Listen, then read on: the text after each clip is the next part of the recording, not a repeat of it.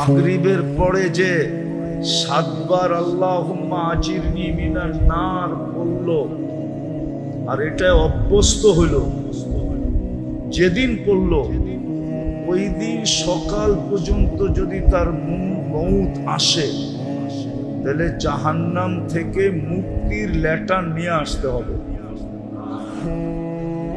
এক হাতে লেটার দিবে, আরেক হাতে উঠাবে। এর চেয়ে বড় সুযোগ কি চান? আবার যখন ফজরের পরে পড়বে, সন্ধ্যা পর্যন্ত মউত আসলে জাহান্নাম থেকে মুক্তির লেটার নিয়ে লেটার তাকে ধরায়া তারপরে উঠাইতে হবে। শতবার এটা শুনছি আমরা। কেন? যেন কেউ না বলতে পারে যে আপনি আমাকে সুযোগ দেন নাই।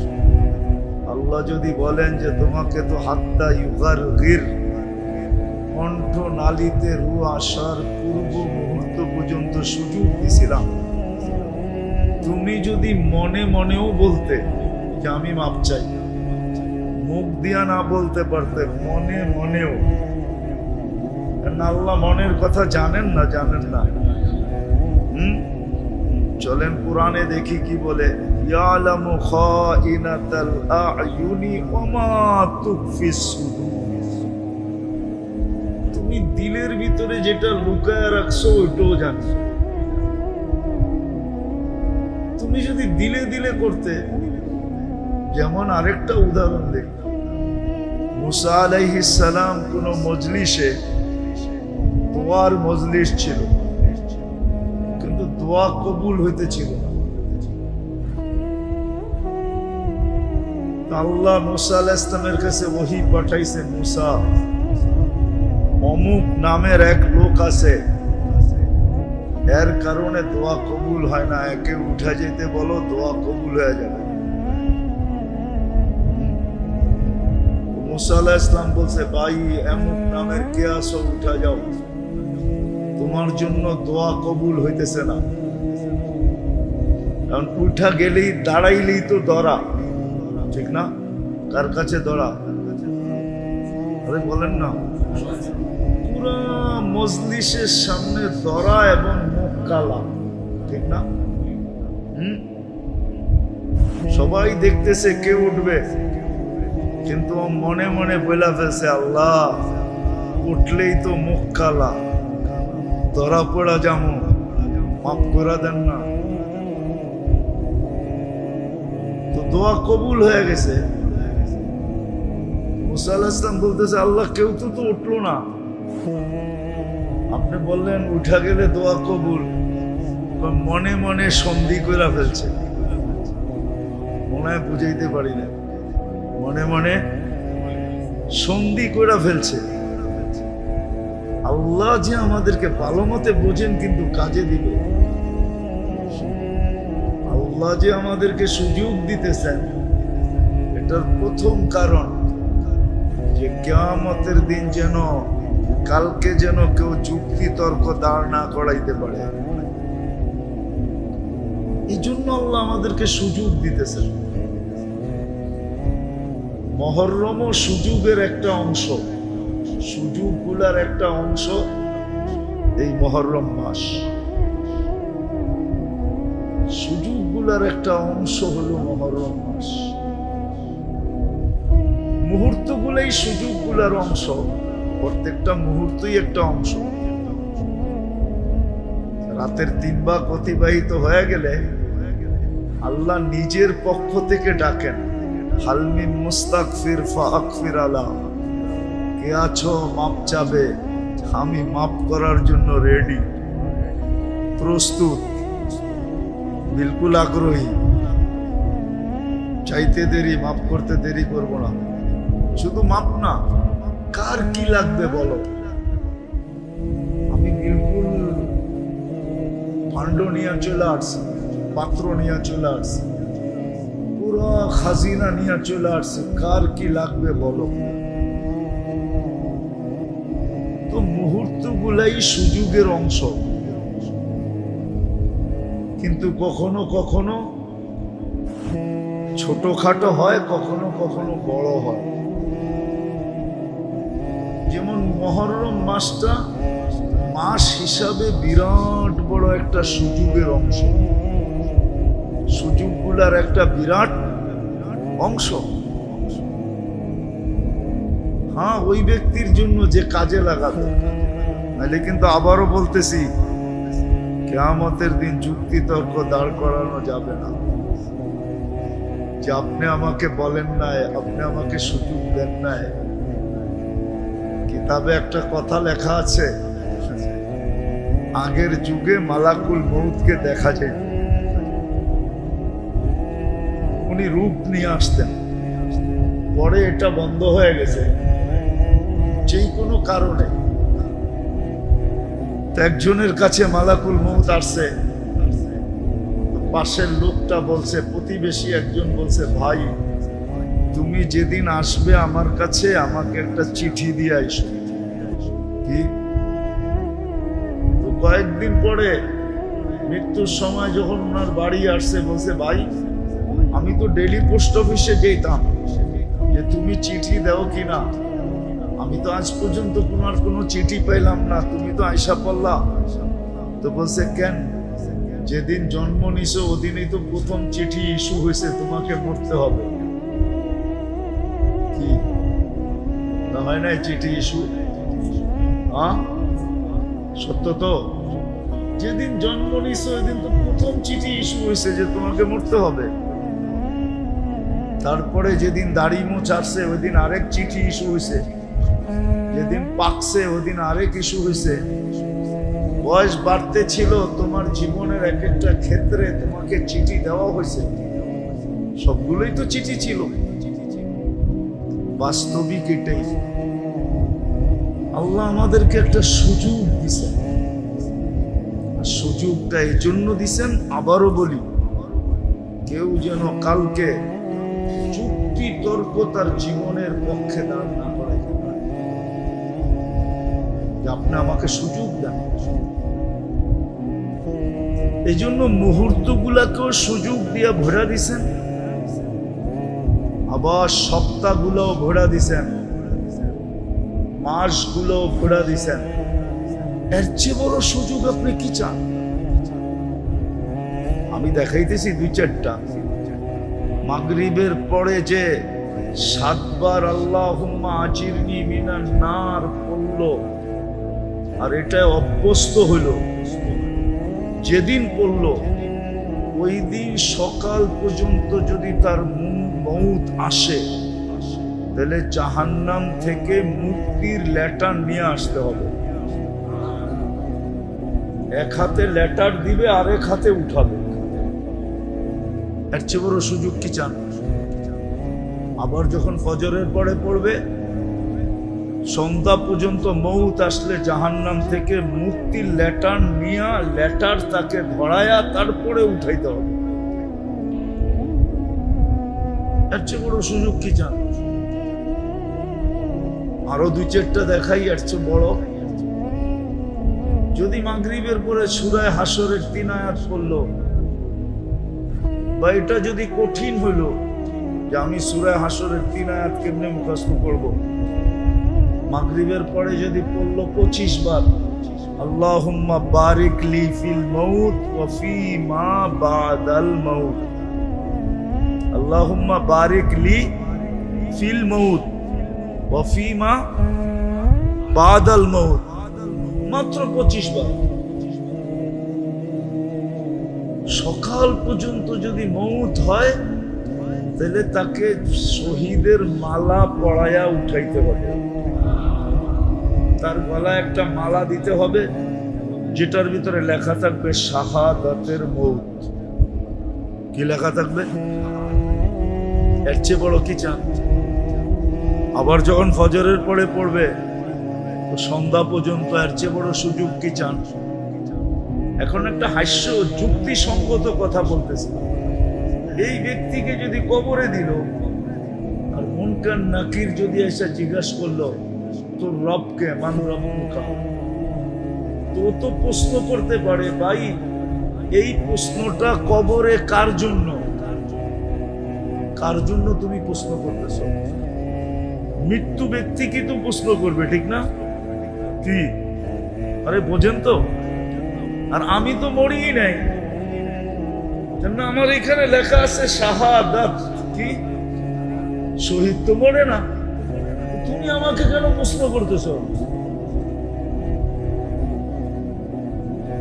কবরে যাওয়ার পরে কত বড় এক যুক্তি তার হাতের ভিতরে আছে, ইচ্ছা করলে মন কান নাকিরকে থামায়া দিতে পারে, যা বেটা আমি তো মরি নাই, আমারে কি প্রশ্ন করিস? দেখোস না কি লেখা, শহীদ কি লেখা, শহীদ মরে না, জিজ্ঞেস করেন কোরআনে আছে।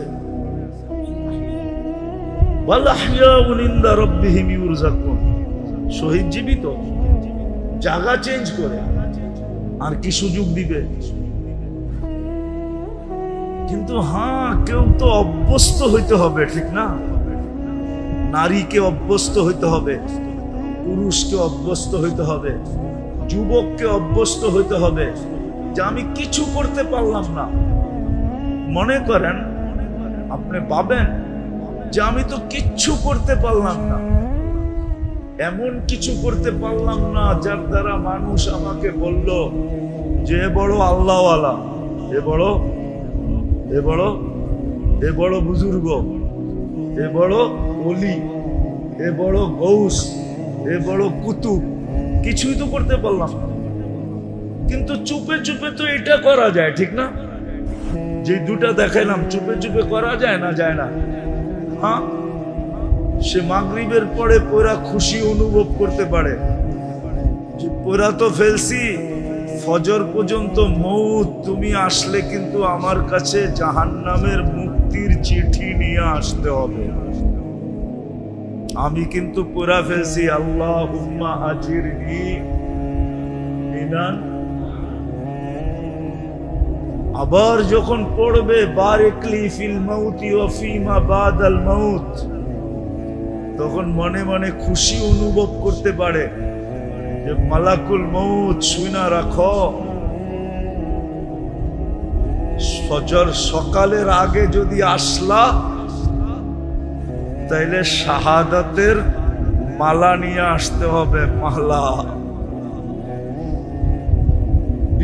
সন্ধ্যার আগে যদি আসো তো শাহাদাতের মালা নিয়া, মানুষ মরে কয় সময়, নাইলে দিনে, নাইলে দিনে, নাইলে কি কন, দিনে না হয় রাত্রে।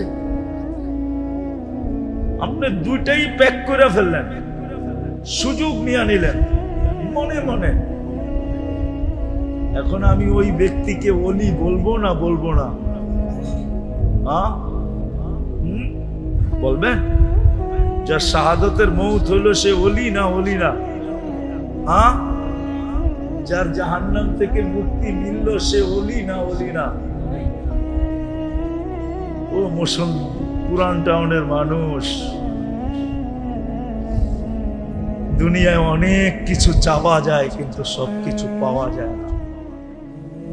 দুনিয়ায় অনেক আশা করা যায় কিন্তু সবকিছু পূরণ হয় না। দুনিয়ায় মানুষের চাহিদার অন্ত থাকে না কিন্তু সব চাহিদা পুরা হয় না।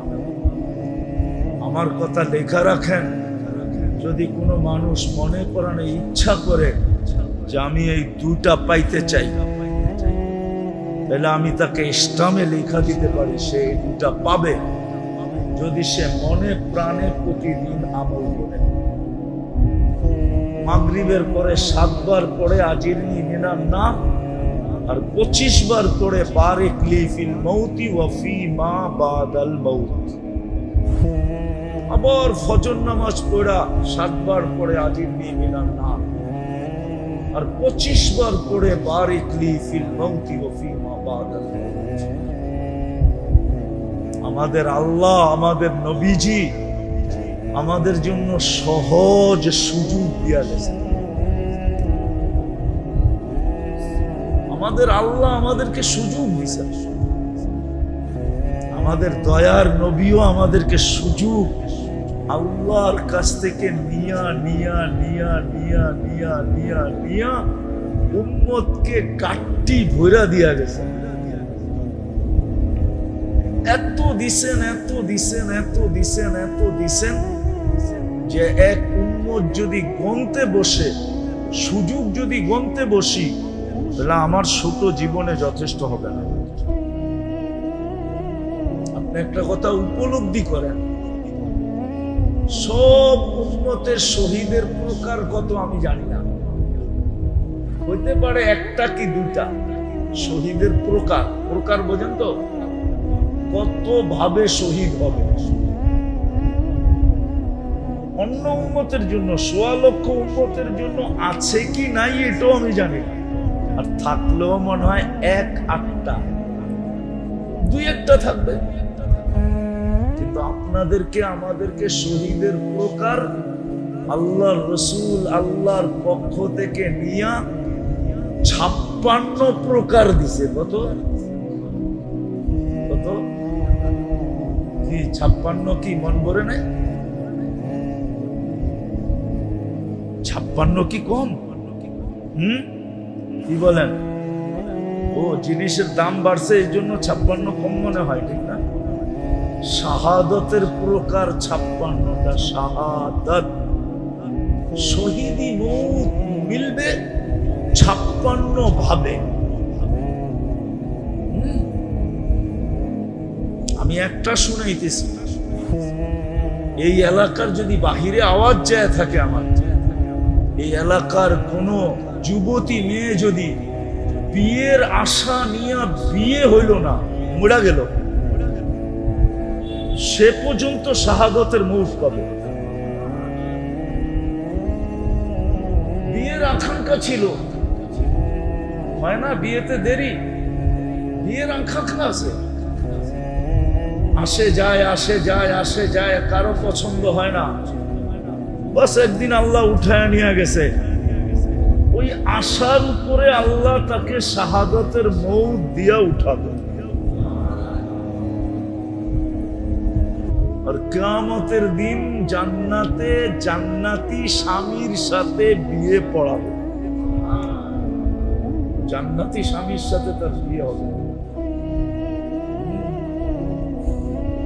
আগেরটা বললাম না, আগেরটা বললে হুজুররা আবার কি বলে জানি না।